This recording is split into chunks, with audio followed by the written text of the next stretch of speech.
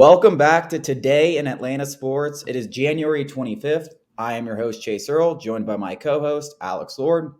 We had no Atlanta sports teams in action last night, but we do have a decent bit of news, mostly trade rumors from the NBA. But I first want to start off by saying I was wrong, Alex. I kind of criticized the MLB. I was like, that meeting, there's going to be nothing that happens when they finally decide, hey, we want to get this done. It'll be like meeting, meeting, meeting. What happens? We have a meeting, and now we have another meeting. So that's a good sign that we're actually trying to get something done. Like I said, this should really only take a week or two to get done if they really put their heads together, go into the meeting room, blow off their steam. Yeah, there's going to be heated. It's not going to be like all like butterflies and roses, but if they put their heads together, both sides want to play a season, and it can happen in a matter of weeks. So it's huge that they're able to have a meeting on Monday, have another meeting, and hopefully they have another one, at least one more later this week, if not multiple. Yeah, just like you said, if they wanted to, they could get it done very easily. Both of these sides have a team of lawyers who are paid to do this exact thing, hammer out the details in a matter of a week if they need to. So this is great news for baseball fans everywhere, not just Braves fans. But it looks like it's starting to turn the corner, so this is good news for all of us. Yeah, I mean, I know you're not a huge baseball guy, but that is my bread and butter. So I've been like brain dead without having baseball rumors or because there's really no off-season baseball. It's a 7-month long season. Then you got a huge, the hot stove for a couple months, and then it's spring training just like that. So it's really fast. So yeah, this has been a weird time for all baseball fans. In other news, we have the Hawks getting Bogdanovich back potentially on Wednesday. If not, later in the week. Looks very, very possible. All of a sudden, this Hawks team, winners of 4 straight. DeAndre Hunter's back. Clint Capella's back. Now Bogey's back. Now, Bogey's had a very bad year for his standards. He's had the worst shooting numbers of his career. But if you remember last year, he struggled with injuries. I think he was averaging, I looked it up, going into like the middle of March or maybe going even into April, he was averaging 8.5 points per game. He ended the season averaging 16.4. So those final 2 months, he basically was averaging 20 plus points a game. And that's really what made the Hawks a legitimate contender. I mean, he was the best offensive player not named Trae Young at the end of last year. And when his knee got banged up, that was a big deal in the playoffs. So if we can get the bogey that we got last year, I do think you'll hear his name in trade talks. But if he stays and we get that bogey from last year, this Hawks team all of a sudden, I know 2 weeks ago, we looked like we were dead in the waters, kind of looks like a contender again. Yeah, exactly. It's a long season. Similar to baseball, cohesion inside the locker room is important in these long seasons, and it seems the Hawks have gotten closer since that Cam Reddish trade. Winners of 4 straight, like you mentioned, they have a great chance to extend that win streak to 5. They face the Kings on Wednesday, and that is as winnable of a game as you get in this league. Getting Bogey back is only going to make this team better. Even if his shooting still dips, you'd rather just have him on the floor than any other guy. It could be, in Nate McMillan's best interest if maybe Kevin Huerter starts more and Bogey comes off the bench, though I assume Bogey will, as soon as his minutes restrictions are lifted, when he gets back, he'll be back in the starting role, though I think, maybe it's time for Nate McMillan to switch it up. But, yeah, it's all good news for the Hawks. I assume we'll hear more leading up to the game on Wednesday, though Schlink on 92.9 this morning seemed pretty optimistic that he's going to play. Yeah, see, I'm a big bogey guy. I mean, we're talking about he's having his worst season of his career. He's still shooting over 40% from the field and 35% from 3. I mean, this is a guy who can nail his 3-pointers from a 40% clip with his eyes closed. And I think that's going to happen. It's just a matter of getting in a rhythm. I think that's from a team perspective and all around. But I don't think Bogdanovich is really, with injuries and stuff, even just little nicks and knacks, has ever really had a chance to get in a rhythm. If he can do that at the end of the year, he easily could be the second, third best offensive options on this team. But speaking of offensive options, the Hawks might be getting another one at the trade deadline. We've heard them. Yesterday we talked about Harris and Simmons trade. Well, reportedly, according to Jake Fisher from Bleacher Report, with some inside information, he says the Hawks are uninterested in a deal involving Harris and Simmons. That doesn't really surprise me because a deal like that would handcuff the Hawks financially. They wouldn't be able to make any moves. Re-signing a guy like DeAndre Hunter wouldn't be impossible because you have his bird rights, but you'd be asking the owners to pay like $50, $100 million in luxury taxes, and that's just not fair. It's not plausible. It's not feasible. So it also is a wonky fit. Having a Harris, Simmons, Clint Capella all on the same roster just doesn't make a lot of sense. They all can't play together. So it just doesn't make a lot of sense for them to take on Harris's contract. So that doesn't really surprise me. One thing that is new is the Hawks are strong suitors for Jerami Grant.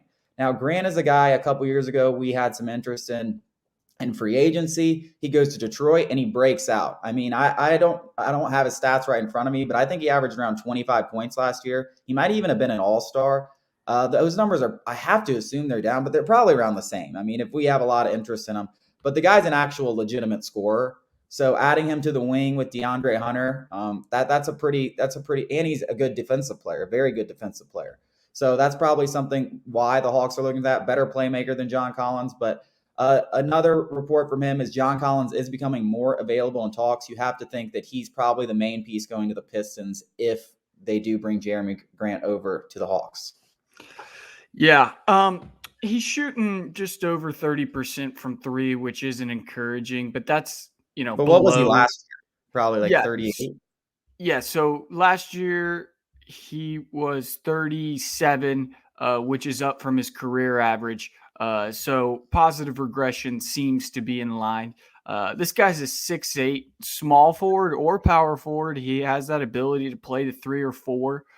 It gives the Hawks another ball handler other than Trae Young, though it might not be, a Ben Simmons-esque ball handler. He's more pronounced in that area of his game than John Collins, which seems to be Schlink's biggest, concern with John Collins is he's just not that guy who can put the ball on the floor and go get you a bucket without, being deep into the paint or something like that. I think, his ability to pass, though his assist numbers aren't there, is probably a little better than John Collins. John Collins is a better all-around player, but I think Grant is that piece that Schlink is maybe looking for. I wouldn't do that trade. I'm not a big fan of Grant, but time and time again, Schlink's proven us Hawks fans that we don't know what we're talking about. Yeah, I think the plan, if they do go after Grant, would be to play either Hunter or Grant at the 3 and the other at the 4. So play a little smaller lineup, which is kind of how the NBA is trending all around. I definitely think the playmaking is part of it. I think really just the ability to get your own bucket, which is what Jerami Grant provides. If you look at that, like the lineup now, really outside of Trae Young, now DeAndre Hunter can kind of go get his own bucket, but they still need more of that. And Bogey's more of a spot up shooter with a little bit of playmaking ability. Same with Kevin Huerter. But just adding more, dynamic offense to this team, I think is the goal for Travis Schlenk. At least that's like from the rumors and all that. If any of that is true, that's what it seems like is his main goal. And I think Jerami Grant brings that. I also think he's a much better perimeter defender, which is a huge deal for the Hawks. They've struggled with that all year. I mean, if you get Jerami Grant and DeAndre Hunter locking down the perimeter, I mean, that's pretty damn good. As good as John Collins is, he's an below average center when he plays center, and he is not a good perimeter defender when he's out there. So, I mean, he's not a bad defender by any means when he's playing power forward, but he doesn't have that kind of versatility that a Jerami Grant brings. You could also even go small with Grant. So I think that's really what Schlenk's looking for in a potential Jerami Grant deal. But I still, like you said, I mean, I'm not sold on giving up Collins unless it's like for something really, really good, because I believe in his potential. I think when you look at this guy, he's had trade rumors around for the last 2 years, and I think he's played some of his best basketball in the last week and a half. I mean, he's really put his head down. He's been energized. He's been alive on the bench. It's easy for a guy to have all this kind of noise around him to just kind of become disinterested. And Collins has really become the opposite of that. I feel like he's been even more of a team player in the last week and a half than he has ever before. So as far as guys that you want on your team, I mean, he's a winning player. He's a winner. So I know if he goes to Detroit, he might rot in that hell that is the Pistons, but I believe Collins eventually will be a key piece to a winning team. Yeah, I wouldn't even consider a Collins for Grant swap personally. I don't think Collins gets moved at all unless it's for a star caliber player, and Grant is not that. Not at this point in his career. I mean, Grant is maybe a third or fourth option on a contending team. He's wanting that 9-figure extension as well. Hawks aren't going to give it to him, shouldn't give it to him. So, yeah, for many reasons, I don't think this trade works out. But it is interesting to see Schlink be dipping his toes in the trade waters. I mean, he's scouring the entire NBA for any move that can improve this team before the deadline, and and it's commendable. He's not satisfied with where they're at, even if they're improving as of late. He knows to get this team over the hump, there has to be an addition.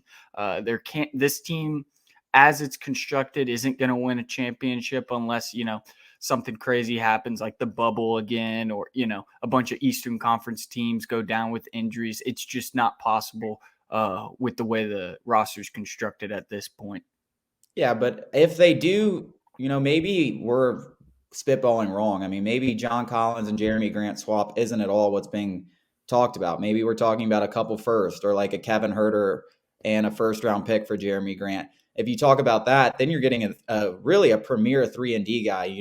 He's proven to be a lot better offensively with the Pistons than anybody ever thought he was going to be in his career. When the Pistons got him, I mean, he was literally supposed to be a 3-and-D like kind of specialty. That's what he was when he was with Denver and before then. So you're getting a premier 3-and-D guy that's already proven he's much better offensively than originally thought. And if you don't have to give up Collins in that potential deal, I think that's something that should really intrigue the Hawks. That might be something that can, put them maybe not over the hump, but hey, I mean, if you give me Jerami Grant and you keep most of this core together, including John Collins, I'm pretty happy, and I think you can at least go 7 games with the Bucks or something like that. So I think if that's the direction, it makes a lot more sense. Yeah, like a Collins for Grant trade, it would definitely be odd. But moving on here, last thing we're going to talk about today, the Falcons. Mel Kiper goes on ESPN talking about a certain quarterback that they could be interested in with the 8th overall pick. Check it out. Malik Willis has the talent. It's undeniable, the talent that he has. I had a defensive player in the SEC said when we played against him, it was hard to tackle him. It was hard to catch him. He was deceptively fast and deceptively strong. And that just resonated with me when I heard that. Even when I went up after the game and said, boy, congratulations, even though we got you, we beat you, you were impressive. So Malik Willis has respect of the opposition. He's a kid who battled. But I'll tell you, 2020, he was outstanding. First half of this year, he was excellent. Because he has the tools. You just talked about it. There are some throws that he makes off platform, off balance, flicks his wrist, and it's 40 yards down the field, laser shots, and he fits it into a tight window before the receiver's going out of bounds. I mean, he can do special things. And you talk to people around the program, talk to people who've been with him, and scouts that have evaluated his personality and his character and his intelligence. They rave about his intangibles. Malik Willis is a pro's pro already. He's going to come in. He's going to work hard. He's got great personal and football character. And he's the kind of guy that can turn around an organization. Yeah. Now, I personally kind of write quarterback off my list of Falcons needs, but I always said, even going into last year, I think if you're going to take a quarterback, how do you not take one last year and then take one this year? I just feel like that would be a terrible move. But I always say, if you're a GM and you fall in love with a quarterback prospect, you really believe in this guy, you don't pass that up. It doesn't really matter what the situation is, unless you have Aaron Rodgers or Matt Ryan 7 years ago or a franchise quarterback already. If you fall in love with a quarterback prospect, that's the most valuable piece you can draft. So you go for it. And the Falcons are still in a position to take a quarterback. So if Terry Fontenot does fall in love with one, I'm here for it. My thing is, though, he personally has to really fall in love with it, because if he drafts one at 8 this year and it doesn't pan out, he's going to be gone in 2 years or less. Yeah, obviously, like you said, this quarterback draft is it's suboptimal, to say the least. And at the 8th pick, Malik Willis, that's so rich. I see mocks taking him in the 2nd round, and even the 2nd round is rich for me. He didn't improve this year like many scouts would like him to from year to year. And he just doesn't quite have the tools to say he's physically gifted, but he's not as physically gifted as, say, a Josh Allen was coming out. I think the 8th pick for a quarterback this year, if you're not absolutely sure, I mean, you got to pass. Just like you said, that would be a career-defining pick. If Fontenot picked Sam Howell, Malik Willis, Carson Strong, any of these guys with that 8th pick, and he didn't pan out, Fontenot's as good as gone. Yeah. So I haven't even really dove into the quarterbacks. You guys handle most of the draft stuff, but if there was one quarterback out of this whole class that you would draft at 8, who would it be? Probably Carson Strong, purely off of just arm talent. I think he's got the biggest arm in this class. But then again, if you're looking for, Arthur Smith has gushed over some of the quarterbacks the Falcons played this past year, Josh Allen in particular, about how they can threaten defenses in multiple ways. And what he means by that is not only with his arm, but also with his legs. He came from Tennessee with Ryan Tannehill, who is not incredibly mobile, but yes, he can threaten defenses with his legs. Matt Ryan is a little bit different of a quarterback, so maybe Arthur Smith prefers somebody with more mobility than not. And if that's the case, then it would be Malik Willis. But again, I mean, I don't like any of these guys. It seems to me the timeline is for Ryan to at least play out all of his contract. And next year, I wouldn't be surprised if the Falcons are again picking in the top 10. And next year's quarterback class, you have to have some foresight. NFL general managers aren't just thinking 1 year at a time. They're thinking in 5-year increments. And next year's quarterback class is loaded. If they could, hold off on getting a quarterback, I mean, next year is the draft to get one. It'll rival the year before. And this year just doesn't do it for me at all. I mean, Carson Strong would be my answer, but even then, it's really not looking good. And this is why I am kind of upset the Falcons didn't already commit to a rebuild last year. But I still think it's not too late to just say, and I know Arthur Smith and Terry Fontenot have been preached, we want to remain competitive. But like, look at yourself in the mirror. Like, this team ain't doing crap with the current mold that they have. And if you keep kicking the can down the road, you're just, delaying the inevitable, which is a rebuild. And if you hypothetically just took it on the chin, if you could somehow get rid of Matt Ryan post June 1st, but even pre-June 1st, and just sucked, you suck. Like, just be the Jags for 1 year. Go get Bryce Young. Go get Caleb Williams. Go get one of those superstar quarterbacks that can move around. I mean, Bryce Young is going to be game-changing. Like, that guy is an absolute superstar. So, go get one of those guys. Bite the bullet. The best time to win a championship and rebuild your roster is when you have a rookie quarterback under contract. It blows my mind that they didn't do this last year when you saw how the team performed this year. And I just feel like you're kicking the can down the road, even though I know you're eating a ridiculous amount of salary cap. But guess what? We're going to restructure it and just kick this shit even further. And it's just like, at what point do you just say, hey, man, it's like, let's blow it up? And the longer they delay this, the worse they're going to look when they finally realize they have to blow it up. Because then Arthur Smith, 3 years down the road, isn't going to look at Terry Fontenot and be like, oh, yeah, now let's do a rebuild. Like, you did a great job, Terry. Like, you're going to be fired, Yeah, I think, even though Arthur Blank said he was going to let whoever he hired before he hired Arthur Smith and Terry Fontenot, he was going to let them decide what the future held with Matt Ryan and what that might be moving on from him and what would initiate a rebuild or to compete immediately. I know he said those things, but I think there was contingencies in place for whoever was hired that they were to try and compete immediately. There was going to be no moving on from Matt Ryan. I think it's a top-down problem. I think it starts with Arthur Blank and his desire to squeeze out whatever he can out of Matt Ryan. And, he hired the guys who thought that they could do that. I don't think Terry Fontenot and Arthur Smith are dumb people by any means. I think that their competitive nature just, this is the result of their competitive nature in terms of they're not willing to just mail it in and rebuild. And Arthur Blank started that initiation by hiring these guys in the first place. Their foresight, again, the foresight just isn't there. The Falcons aren't a good team. They're not a good team. They weren't a good team last year. And without some exponential improvement from their first rookie class, they're going to be bad again this year. They're probably going to have an even worse record. I mean, and listen, you know me, I could go on a tangent about Arthur Blank and how I think he's completely ruined this organization for about 45 minutes, but we'll save that for another day or an article or something. But that wraps us up for today. Thank you guys for joining us. We'll be back tomorrow.